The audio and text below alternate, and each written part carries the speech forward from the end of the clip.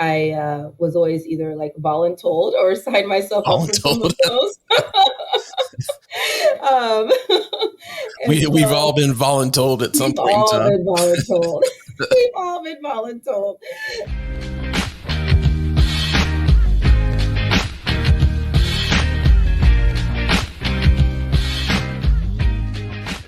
This episode of the Student Housing Insight podcast is brought to you by the generous sponsorship from BSB Design. So, if you're involved with the development or renovation of student housing, I really want you to lean in right now. Have you experienced construction delays and cost overruns because the architect, they just didn't take the proper steps on the front end of the process, and it's caused delays on the other side of the process? What is it that Benjamin Franklin said? An ounce of prevention is worth a pound of cure. The architects, designers, and staff at BSB Design live by that statement. BSB Design specializes in purpose-built off-campus student housing, and they have over 50 years of experience in the multifamily industry. They've got a proven track record for creating innovative and successful student housing communities. But what truly sets BSB apart is their unique design process. And if you haven't gone through it, let me kind of explain it. So unlike other firms, they conduct a comprehensive 1 to 4 day charrette is what they call it. It's a very meticulous approach that allows them to identify and address any potential issues early on. And that's going to help eliminate the delays and really ensuring a smooth project. I personally had the pleasure of being involved in this process with a mutual client between mine and BSB. And I just really can't emphasize, enough how beneficial it was. The on-site review allowed us to catch and resolve potential issues that could have caused some significant delays and headaches for myself, as I was the one involved with opening it up. And so if you understand student housing, you know that if you miss a delivery for fall move-in, it's going to add certainly another year, if not 2 years, to be able to stabilize that project. So don't waste any more time with subpar architecture firms. Experience the difference with BSB Design. Visit their website at bsbdesign.com to learn more. We'll also put that contact information in the show notes.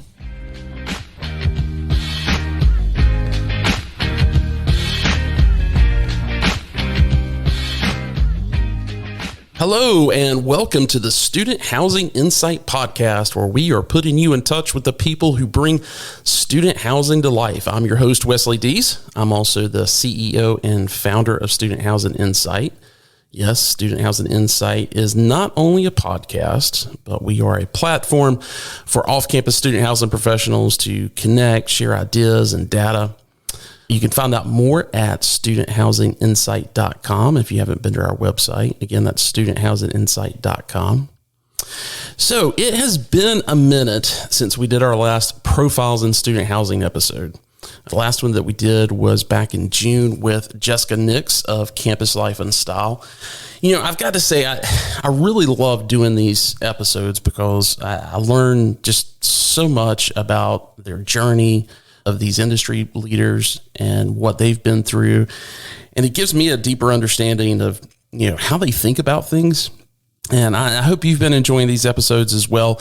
If you're new to the podcast, I would say these are the episodes that I would say make sure you go back and listen to. I think we started them in January of 22. So, just over a year. I guess that'd be 2 years here pretty soon. So they've been a lot of fun to do. And like I said, there's just a wealth of information that these folks share, especially on the history of the industry and how we've really come to a maturation over the past decade, 2 decades. But this month, I'm talking to Krystle Coleman, who is the VP of Operations at the Scion Group, which is based in Chicago.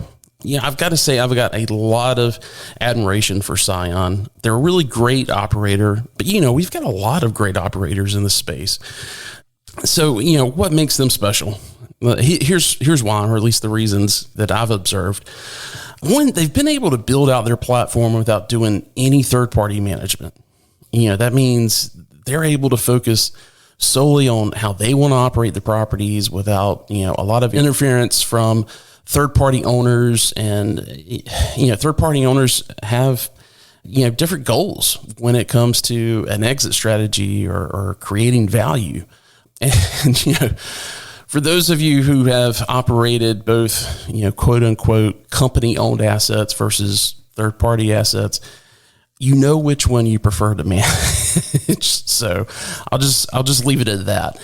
The second reason that I really have this admiration for Scion is they've been one of the few companies to segregate their different asset types into separate brands. Krystle will get more into the details of that, but it's very similar to how Hilton or Marriott, how they've got different brands for different travelers. If you're more budget minded, you've got Fairfield. If there's something a little bit more middle of the road, I would say it's probably, Courtyard or Residence Inn.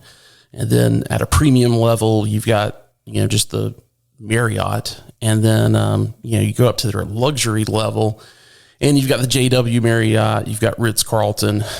And thinking about that from a standpoint of what Scion has done with their portfolio and doing that, it definitely took a lot of thought and a lot of just intention to pull that off, especially in student housing.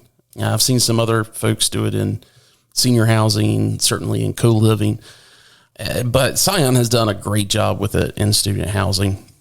My third reason, and I feel like this is kind of most important, certainly the most timely, is Scion was really the first national company for sure to really jump into centralization for both leasing and turn operations on a national scale, not just a certain region or a certain part of their portfolio, but they did it across their entire portfolio.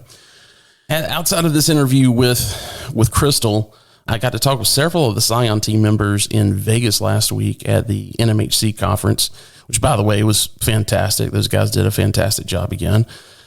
But anyway, I met with Scion's team there and, had a ton of questions for them just about their process for centralizing. And it was really great to get their feedback and insight. In fact, I'm going to be moderating a panel at LeaseCon here in a few weeks on centralization. And I can't wait to, share with everyone, but especially with that panel, some of the insight that I got from the folks at Scion on that. Speaking of LeaseCon, or I should say LeaseCon TurnCon, that event will be December 4th through 5th. It's here in Charlotte, North Carolina. The agenda just came out, and if you are involved at the site level or if you directly oversee a portfolio from an operations standpoint, you really, really need to be at this event. I'll put a link to the registration page in the show notes, but you can also go to studenthousingbusiness.com and search for LeaseCon, and that link will pop up. Or you can go to our website at studenthousinginsight.com and just click on the events page, and we've got a link there that will take you to that registration page as well. All right, let's get into this interview with Krystle Coleman.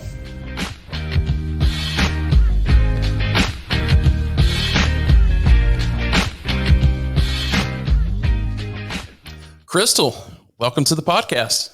Thank you, Wes. I'm glad to be here. Well, this one has been a long time coming. I put you on a short list early in the year that I needed to make sure that I got you in our profile series this year. And I'm so glad that you got some time because things are about to get really busy for you, for what I understand. Yeah, just a little bit. I was actually asked to speak at NMHC, but that is the week I'll be on my honeymoon. So I will not be there at the NMHC conference, sadly. Well, congratulations. Yes, and thank you. Yeah, where are you going on your honeymoon? This is also funny. I will be in Vegas, so I will probably run into a lot of student housing folks at the same time. Well, I would invite you to the Topgolf event that we're doing, but I'm sure we are the last people you want to see. If you can get my fiance signed up, I'm there. Well, hey, thanks so much for doing this. And I think your story is a little bit different from some of the other folks that we've interviewed in this series. And this is the first time we've interviewed anybody from Scion in the series.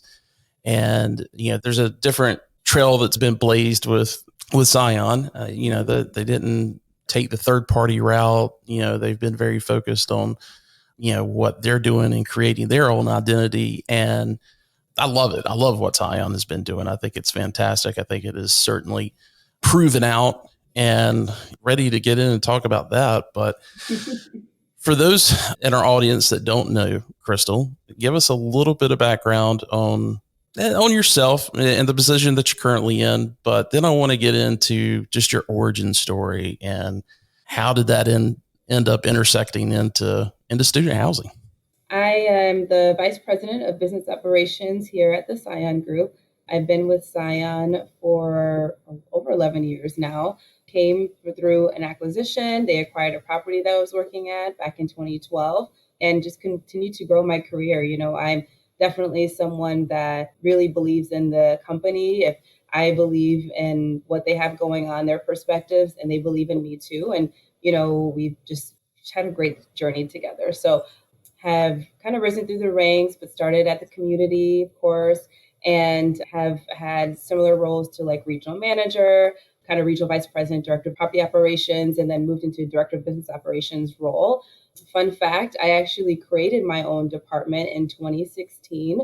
I was managing and overseeing communities and, had this kind of observation, just like this light bulb went off. And I said, I think there's a real opportunity to have someone here in the corporate office, in the Chicago office, that knows a lot about operations, that can help bridge that communication gap, that can help work with teams and their initiatives. We really started to manage turns centrally at that point too. And at the time, leadership, there was just a lot that, they really wanted us to focus on and manage from a portfolio standpoint. Yeah. And I was like, look, I think we could really do this. So it was just a one-woman show initially, and, super proud, a team of 15 now, but the team has grown significantly, and we've just really been able to provide unparalleled support for the property operations group. So we're all really in this together, and it's been such a great journey. Yeah, I want to talk to you. We've talked in the past about centralization, but I want to make sure we jump into some of that as well on this, because that certainly seems where the industry is going. And you guys have had your hand in that for a while. So I think everybody could learn a lot from that. But let's go to that origin story. Where did you grow up? What property was it that you were at when Scion acquired you guys? So grew up in a suburb right outside of Chicago. So I was born in the north side of Chicago, and my parents really invested in education for us. So moved us to Oak Park, Illinois, graduated there. And actually, I was always someone that I needed to be busy. I wanted to always be just trying to see how I can continue to pave my own way. And I was very independent growing up too. So I started working at 15 at a bookstore. And that's, I think, when I really found my love and passion for customer service and sales. Okay. At that time, I was there for many years. And then I went off to college at Purdue University in West Lafayette, Indiana. And wait a minute. I want to park it right there with the bookstore job for a second. So was it like a Barnes and Noble? Was it like a mom and pop type shop? What you got to give me the details on that. So it was definitely mom and pop. It was a local owned bookstore by a mentor who I actually still in communication with. And she comes to my wedding, actually. But nice. It was an Afrocentric bookstore. Like, they focused on lots of, just kind of cultural things that we could really have, kind of the community come and purchase. We held all sorts of like book table events. We sold incense, candles, T-shirts, you name it. But I just loved it. And I had a very diverse range group of customers. I mean, people from the high school all the way to senior citizens that I was working with, selling books to. Like, I was going to book fairs. It was so fun. And so book fairs are like the same thing as housing fairs, And so I think that's when I really found my passion for the service industry. Yeah, I love the mom and pop bookstores, and because it's just, you're probably not going to find the book that you're looking for unless but it's one of those things where it's kind of like the coffee shop, you go in to have conversation with folks, and at a level that you don't feel like someone is screaming at you, and it's right. I really miss it. there was one in my hometown, and that's where I guess I really kind of love that. It's been going for years. And then we moved to Charlotte, and quite honestly, I have not seen one probably in 8 or 10 years.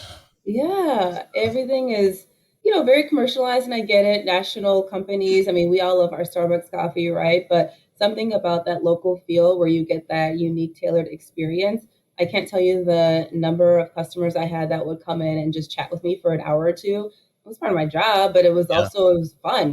Time just flew by, and then finally I was like, I think I'm supposed to close the store now because I have to go to high school tomorrow. Like I have class. So it was just a great experience. So it really kind of opened up my eyes to something I didn't think I would be doing. Cool. All right. So let's get past the bookstore. What came next? At college and at Purdue University in West Lafayette, Indiana. And initially, I actually thought I wanted to maybe take an engineering path, more in Okay. technology. My dad had a software company and quickly realized that kind of that wasn't going to be an area that I was super passionate about and wanted to pursue. And so, worked with my advisor, and I realized like I love management. I love people, coaching, sales, operations, all of that, but didn't know exactly what. So just started on this track and selling and sales management, and then just pursued that as my major, right? I was living on campus, and then my friends and I decided to live off campus. And so, we did that for a year, and we learned about this new community that was being built in 2008. I was like, well, I kind of live at the shiny new place. So we went to the leasing trailer because it was a new build. Parents were with me and went to sign my lease there, of course, sight unseen. And I was just like, yep, I believe that you all will open up, like putting all my eggs in your basket. Me and my style, I had a million questions. It was actually read through the lease, right? Believe it or Yeah. not. I read through this 15-page lease and had all the questions. And she was like, wow, you're very thorough and detailed. And you also have sold me into like your personality and all of these things. And she was like, do you want a job here? And I was like, I didn't really plan on applying for a job today because I already had a job at the time. And so, of course, my mom was like, well, what does this mean? And she, asked a million questions. And once the lady said that my housing would be paid for, my mom pretty much signed me up for the job. Yeah. So here you I'll are. take an application. Go ahead. No application, no background check, just all of a sudden I was like hired. So it was actually really funny. And the lady, she was so sweet, but it worked out great. Obviously, I started leasing out of a trailer for this community, and the community was called at the time Campus Suites. We were being developed by a Canadian developer, Henry Morton, and his Yeah. company, who I just absolutely adore. And they've amazing things, great properties. And so, the building eventually opened. We hired a general manager, Jessica Graves, actually, who was the RVP here at Scion. Yeah. So she was my boss for a little bit. That was interesting. I was the CA for her. We built the team and the community. I mean, we always leased to like 98%, 100%, just providing that experience there. Loved it and really worked my way up. I was very fortunate to have a GM who believed in me, who invested in me, saw my potentials. In about 2010, Jessica promoted me to be her right hand, her assistant general manager at the property. And I was actually still in college and still dancing full time and everything else too. So, but I made it work because, work is important to me, and just making sure that I had that impact, and, it really kind of helped set my career up. So yeah, and I really continued on that path. And then Scion came and acquired the community in 2012. So you're a dancer too, huh? Yes, I did dance in college for a modern dance company. So I was very busy. So ballet or We focused on a lot of modern, but then I also, just because I also did some like hip hop, swing, Latin, that kind of thing in high school. So I continue to do that like outside and extracurricular activities. So yeah. so I've got 3 daughters and my baby daughter who turns 10 tomorrow actually. Wow. She's a dancer and I knew she was good. And then we went to a new studio that I don't want to get into issues with the other studio. But anyway, we went to this new studio that we knew she was going to be like stepping up. This is just a dad brag moment. And she worked really hard over the summer because she knew she was going to have to really pick up, her game with it. And she ended up scoring a solo on the first season, whatever you want to call it, first, set of competitions for this fall. And she loves it. I mean, I have gone into her bedroom at like 6:30 in the morning and we homeschool, so there's like Yeah. no reason to be up early except on the Yeah. days that we have co-op. And she'll be in there practicing. I mean, it's just Oh, nonstop. Was it yeah. like that for you as a kid? Oh yeah. I mean, the dedication that I had my parents used to actually, they forced me to choose because I would try to be in every activity, like Yeah. gospel choir, spoken word, dance, soccer. And they said it was just getting a little out of hand because they had to drive me everywhere. And so, I ended up just really pouring all of my time and energy into dance. And then I still did some extracurriculars, but I was part of a couple of dance troops in high school too. So it's a time commitment, but it's like, it's the best thing. It's the most Now, do you still rewarding do thing. it? I don't. It's definitely something that after wedding planning, I'm like, I think I might get into some ballroom classes or something because I miss it a lot. We're gonna have to. Do you know Rob Castellucci with Room Sync? Oh, yes, I've heard the name. Yeah. Yeah. So he's a ballroom dancer. No So way. yeah. So yeah, we should at the next conference. We should. I was going to say, why don't they have any like ballroom dance classes at these conferences? I would totally take one. Yeah, no, he's pretty fantastic. In fact, I think if I remember correctly, I think he had a podcast on ballroom dancing. So Wow. it's like, how exactly does that work? But anyway, all right, well, cool. I had to investigate and go a little bit further on that because yeah, dancing's a big thing in our house. Yeah, no, I love that. Definitely a big thing throughout my journey. I still was dancing even after I graduated college for a little bit until I moved and was promoted to a general manager position. So Now, was that GM position in West Lafayette as well? no, so throughout my journey here with Scion and just my natural curiosity to always just want more information to learn. One of our perspectives is a lifelong learner, and so that was kind of really something I was tapping into. I was very curious about the GM role at the time when I was an AGM in 2012. And so Scion had a community, which we've sold now, but my baby, I always call it, but the Lofts of Wolfkin Creek in College Station, Texas. Yeah. And so at the time, you're going to laugh, but it was turned. There was no GM, there was no facilities manager. The property was struggling. I think maybe move in was in 5 days, and like almost no vendors had started or finished anything. Oh man. Gratefully, Jessica had set such a great plan for us at Campus Suites. And so the two of us, like our move-in was done. It was great. We had such a wonderful experience. And so the leadership team at the time, they were like, well, since you're done, Krystle, would you mind going to help College Station? And I was like, sure.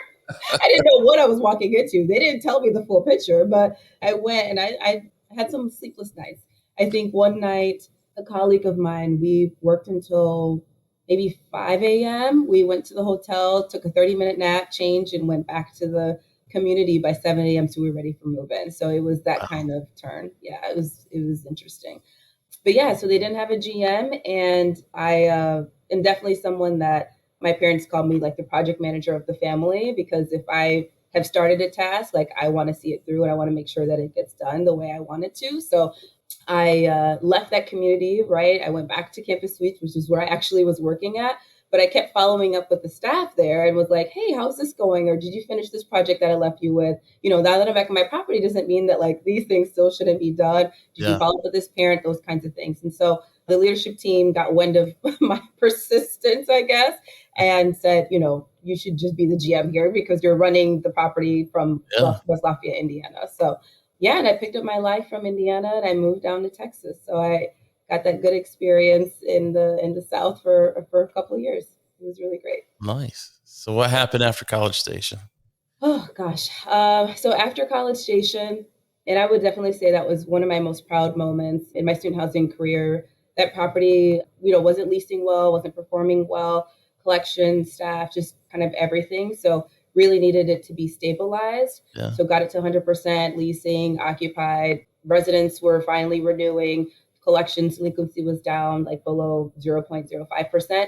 I was very proud of my success and it was noticed. And so they asked me to take on a role like a national operations manager. Now we call them regional managers, and to oversee some communities and kind of, spread the knowledge and just really help communities stabilize as well. And I loved it. I did have a lot of communities and a lot of different markets at the same time. So we weren't as structured. We were still really kind of that position was new, right? Yeah. So we were really kind of building it to develop in what we needed. We only had 12 properties at that time. And so we kind of split the portfolio between me and one other operations manager. And so, I maybe had, I think, 6 properties and they had the other 6. And then from there, Scion, we kept acquiring, we, did due diligence projects, those kinds of things. And so I was always either like voluntold or signed myself up for some Voluntold. of those. um, We've all been voluntold at some we've point in all time. been voluntold. We've all been voluntold. But yeah, it just blossomed, just the exposure I was getting. I would kind of volunteer to, or be voluntold to just sign up for due diligence projects, onboarding, training new team members, taking on new properties. And at the time, of course, I was able to travel a lot more, but still, it was definitely something that I always looked forward to, is seeing my team. That's the one thing I miss the most, is like going out to the community and having that community team. Yeah. But my team here in Chicago and traveling is obviously amazing. So yeah, I mean, I became what we called at the time a director of property operations, which we ended up changing the position to be called an RVP, elevating that role. And that was also just as amazing. I had a team of a few operations managers, some who are still here at Scion, had even more communities, I think up to about 19 communities or so, and kind of grew from there. And so, like I was mentioning, 2016 was when I said, okay, I find such a huge gap in making sure that our corporate teams really can focus and make sure that they're working with the property operations team more. I was really, really involved and hands-on in like budgets and turn. And so in 2016, I kind of gave up my hat from property operations and created my department of business operations. So, and then here I am. There you are. There I So, am. how big was Scion?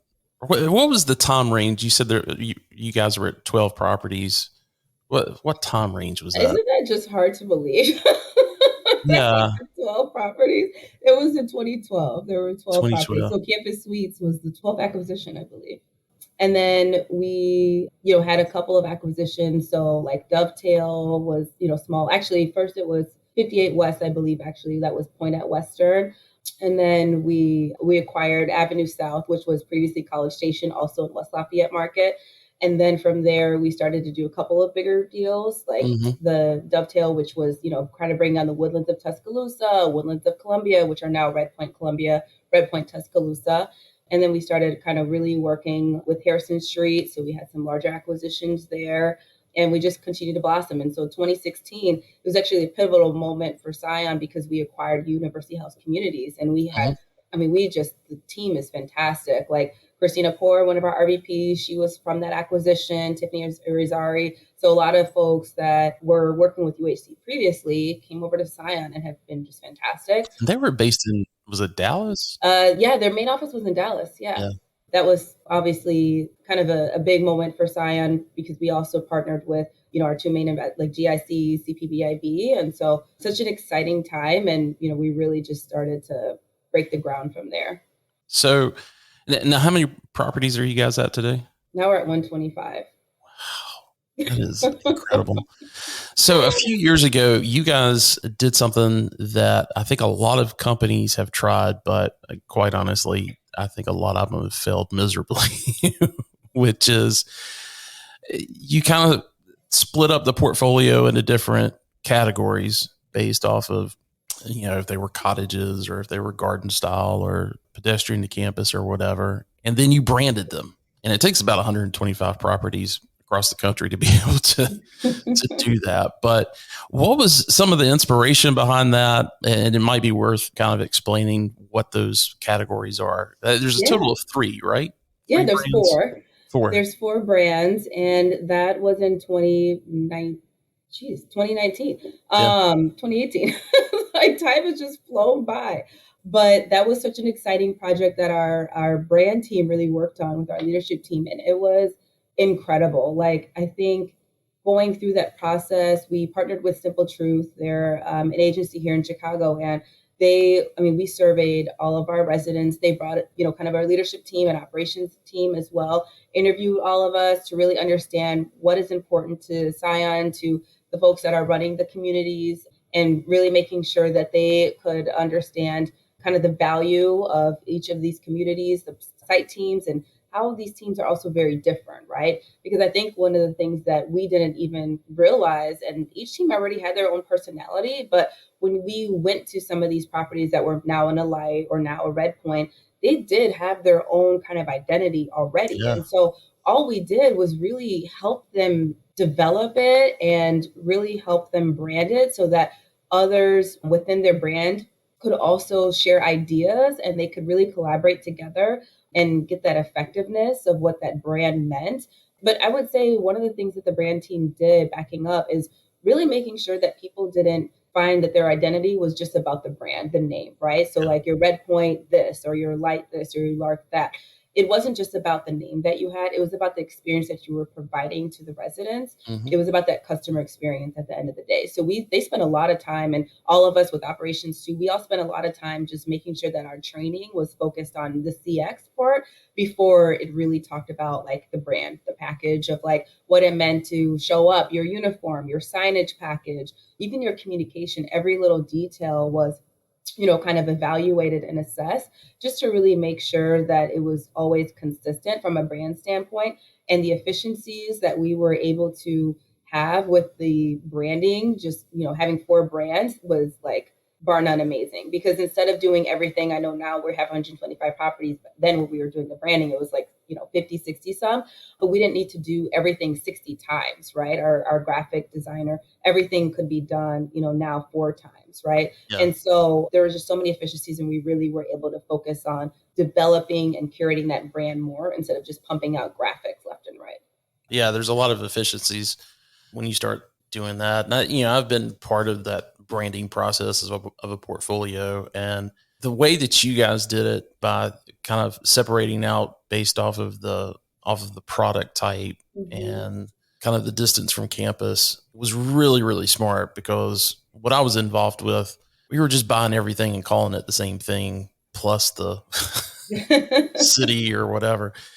And an experience in West Virginia may not be the same experience, that not because of training the staff or anything like that, just because the product was different. Could be completely different from something in Chapel Hill. So the way you guys approached that was pretty insightful. I remember, gosh, I can't remember who it was I interviewed for it, but we did an interview with Scion at that time to kind of give some background on it. And gosh, I need to go back and remember who that was. Back into the archives, probably. Yeah.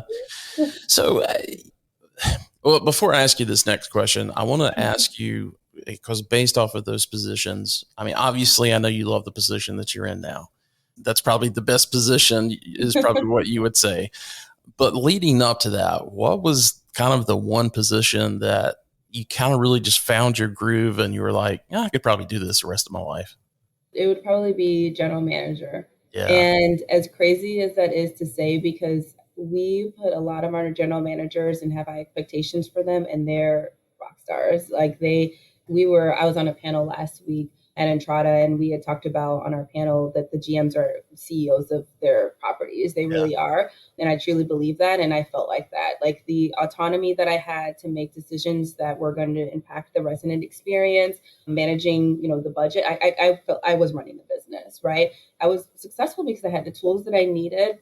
Obviously, we were a lot smaller and there was a lot less tech to manage. So I think we were on like a couple of systems predating Entrada. That will not be mentioned, but it was amazing. And all the residents knew my name. I made my business to know their name. And it was such a great time in my life where I could really see like the impact that I was having on their student journey. And them, I mean, their priority is college, their education. And that's what, we were there to provide a clean, safe apartment, an environment, a good environment for them. And hopefully that they can build good relationships with and network with people and, kind of have those relationships after college as well.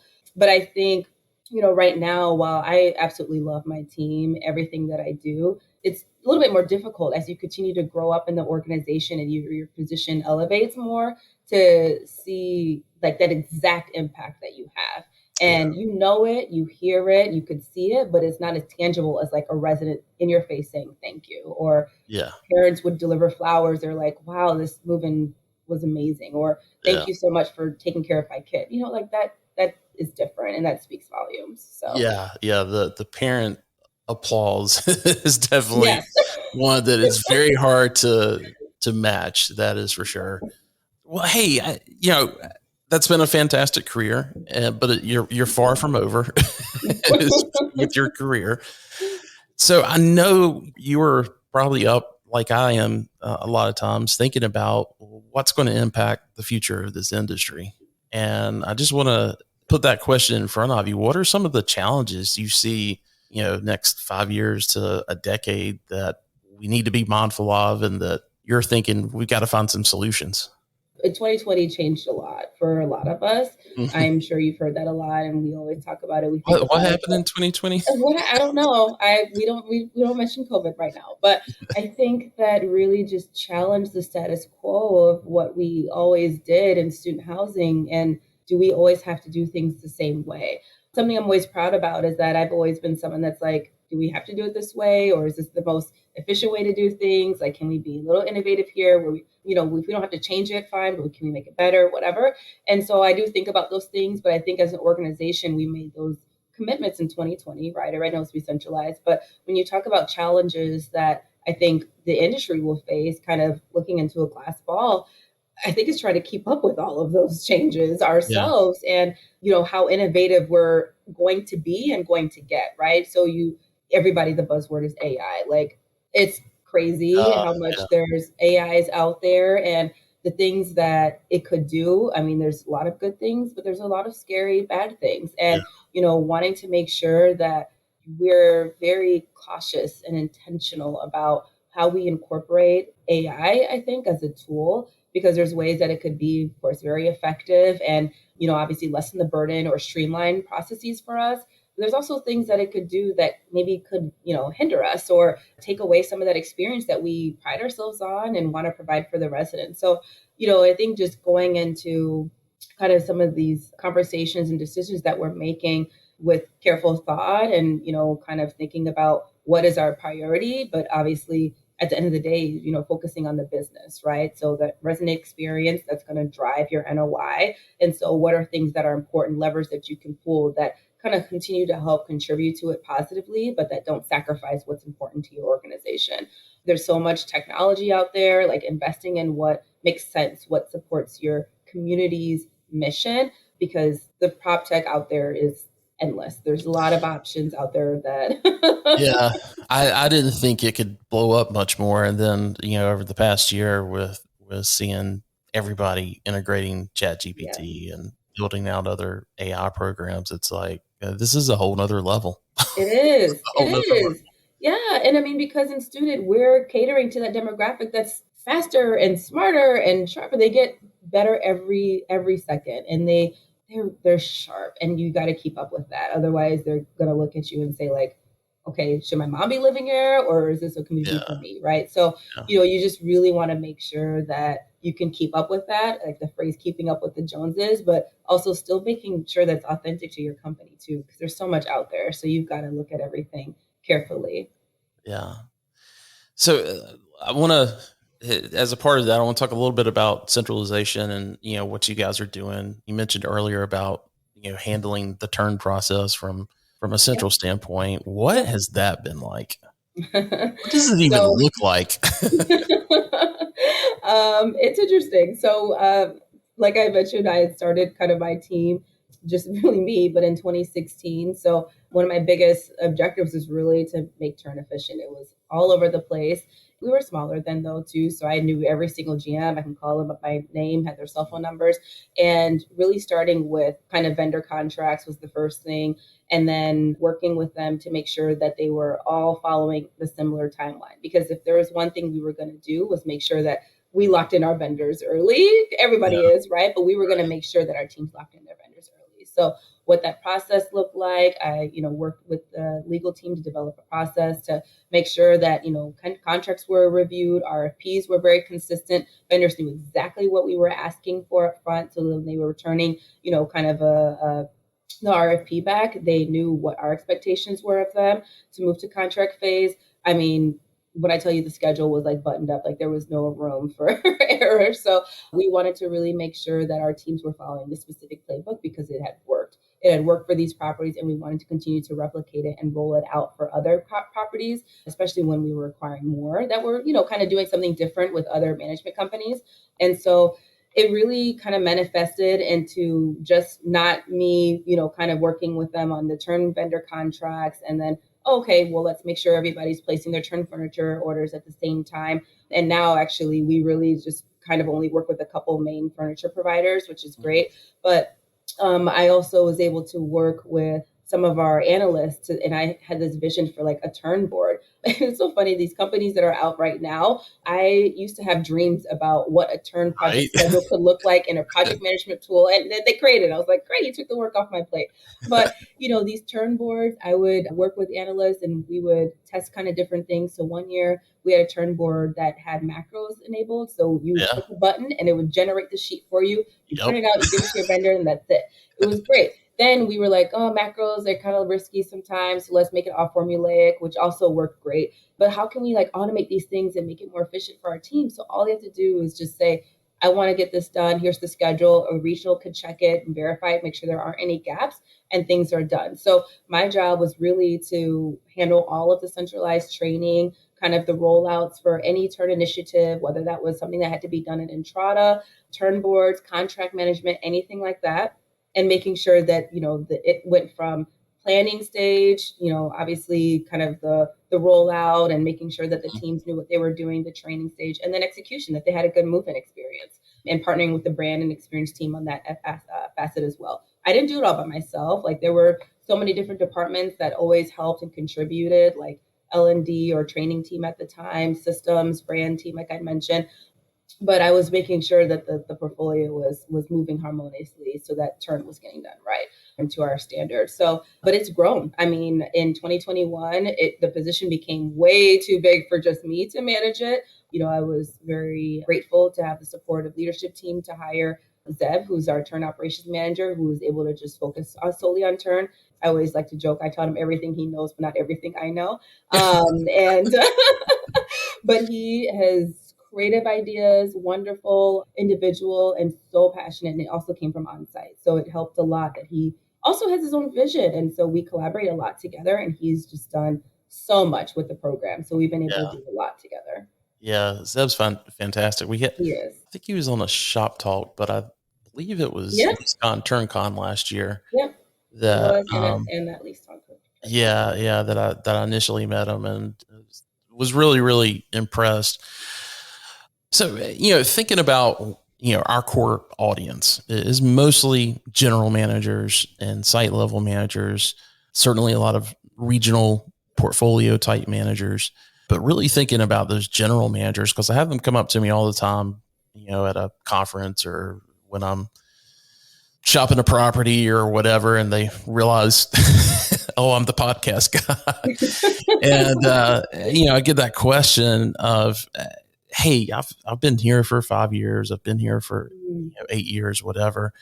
And it was probably something much like you and myself. We got into it like while we were in college, and it was just kind of one of those, next step things. Right. And it was like, okay, this fits me for where I'm at right now. This may not be something I do long term, but they're at that point where they're like, I don't know if I really like what I'm doing, but where is it that I can go with this? Mm-hmm. What's some good advice for making sure that they're ready? And so I want to kind of pose that question to you for those that are considering that right now. What kind of advice would you have for them?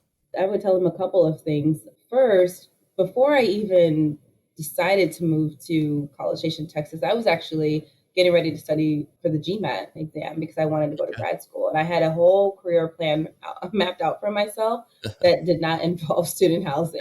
And so I would say, don't really kind of limit yourself to what you have planned out for your life, right? So like, I want to do this for this amount of time, or I'm in leasing, I have to stay in leasing. That's not always the case. A lot of us started off on the sales floor, and some of us either continued in sales or went in operations or in facilities. So, I really think it's thinking about like what you're passionate about, or if you need a different challenge or something that you could try that's kind of in a different, facet within the organization that's not kind of directly in front of you. some other things that I wish someone had said this to me was to reach out to people and maybe develop some, they don't have to be like official mentors, right? But Mm-hmm. people that you can kind of call on when you're seeking career advice, because there wasn't always someone like that for me. I was lucky enough where I had a GM that cared a lot and invested in me. But, outside of that, there wasn't really anyone that I felt like I can always pick up the phone and just talk through my career or things that I'm challenged with. Should I get an executive coach? Should I not? Or should I move or whatever? I had a great partner who actually I'm marrying soon, but but outside of that, there wasn't. And I wish, and I know there are people out there. And even when I say this now, people are like, "Oh, why didn't you just reach out to me? Like I would have been that person for you." And I think we don't ask for that enough. We don't ask for help enough. We don't ask for support enough. And people not being afraid to do that. I've had a couple people come up to me, even at like Summit, our Scion Summits, that want to build those relationships. And I think those are those people that are looking for someone to continue investing in them. And I'm happy to do that. I'm sure there's lots of people that are happy to do that for individuals. So I would say that's a really big one. Yeah. I want to talk a little bit about what you see ahead for, obviously we know what's happening with you over, the next 3 to 12 months. And I guess I should ask. So when I come back from NMHC in Vegas and I go into LinkedIn, is Krystle Coleman still going to be there, or is there a different last name that I need to look for? That is a great question, but I will not be changing my last name. It's too late at this point. So yes, you will find Krystle Coleman always. I don't know if we're going to continue down the road of folks taking other people's last name or even the hyphenated thing. I think we're at a point where everybody's just like, keep my name. Yes. Anyway, I want to ask that for Scion though. Anything on the horizon, the next 12 months that you guys are rolling out either from an operations standpoint or anything that you can talk about? I will definitely say that we are, I shared this at Summit too, but we are investing a lot in our people. We've done employee experience surveys, employee engagement surveys, but a real focus on onboarding and, kind of taking that to the next level. And that's something that's it's not overnight. It's not a 3-6 month deal. It's an ongoing kind of initiative that's really here to stay. So really focusing on that over the next year and focusing on general managers, facilities managers first, and then kind of working through the other positions, even corporate positions as well. And then, kind of like I did mention earlier, evaluating where it makes sense to integrate AI as needed. I know Entrada has some things that they're looking at and doing with AI as well. We try to maximize the use of the systems that we're currently in, because logging into so many different apps on your phone for either a site team member or a resident is inefficient. It just kind of goes backwards at that point. And so we do like to stay abreast on what kind of some of those current partners that we are using and working with, what they have on their roadmap too. So, but yeah, those are probably the two biggest focuses and initiatives that at least I'm a part of that we're focused on. Gotcha. When I started this profile series, a lot of folks would start talking about their plans for acquisitions and stuff, but interest rates being what they are today, nobody's talking about that. That's right. I was like, that's not something we're probably going to talk about today. even if we could talk about it, there's no way that that's going to happen anytime soon. Well, Krystle, it's, I think we first met probably as far as face-to-face, maybe 3 or 4 years ago at one of the LeaseCon events. And I think we were on a panel together, but thanks so much for, you've given us a lot of shout outs and support over the past 3 or 4 years as we've been growing out Student Housing Insight. Appreciate that. And just thank you for all that you do for, our industry. I mean, you're an important voice. A lot of times I feel like your voice is back in the back room. That's what I like to say, actually. Yeah, and working on the, you're not the type of person to take a stage, but you work in the background and impact so many people. And I'm glad we got a chance to get you on the podcast, and looking forward to seeing the married Krystle. Yeah. Still Krystle Coleman. Well, will you be at LeaseCon this year? That is my plan, actually. Yeah, myself and definitely Zeb, maybe another team member will be at LeaseCon. So fantastic. We're excited for it. Well, I look forward to seeing you then. If we bump into each other in Vegas. Yeah, maybe not Krystle Coleman, but it was a pleasure. Thank you. Well, fantastic. Have a great week, and we'll talk to you soon. Thank you. Take care.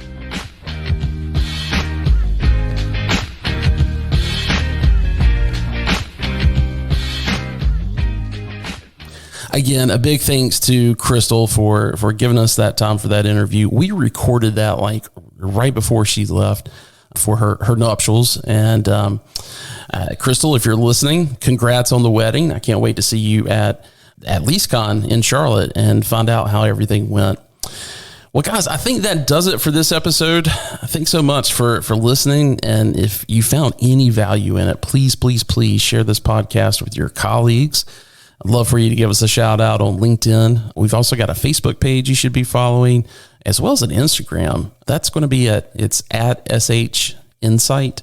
Go follow that. We love, taking the things that you guys are doing on Instagram, especially at the site level, and kind of promoting that and calling you guys out for the things that you're doing at your properties, especially any kind of, great creative ideas that we feel like everybody in the industry, should recognize. So make sure you go follow us there. Well, guys, I think that's it. I also want to thank our sponsor for this episode, BSB Design. If you're needing an architect in the student housing space, please give them a call. We'll have their info in the show notes. Guys, take care, stay safe. Oh, one other thing I need to make sure I mention, Shop Talk. I've mentioned it before, but in case you're new to the podcast, Shop Talk is the industry's monthly webinar.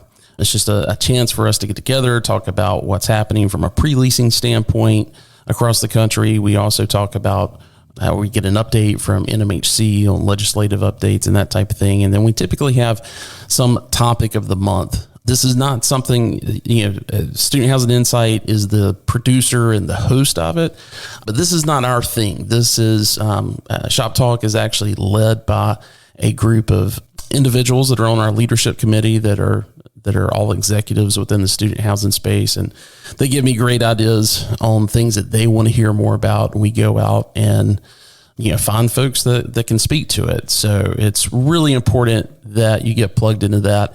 You can get more information on that. You can see the previous Shop Talk episodes that we've had at shoptalk.info. And you can also register there to get the emails for when we schedule each monthly webinar. So I think the next one that's coming up is November 9th. I believe it's Thursday, November 9th, which is also my daughter's birthday. Wow, I'm going to have an 18-year-old in the house. Anyway, so guys, please, if you're in student housing, especially on the operations side, make sure you register for Shop Talk at shoptalk.info. Guys, stay safe, and we'll talk to you soon.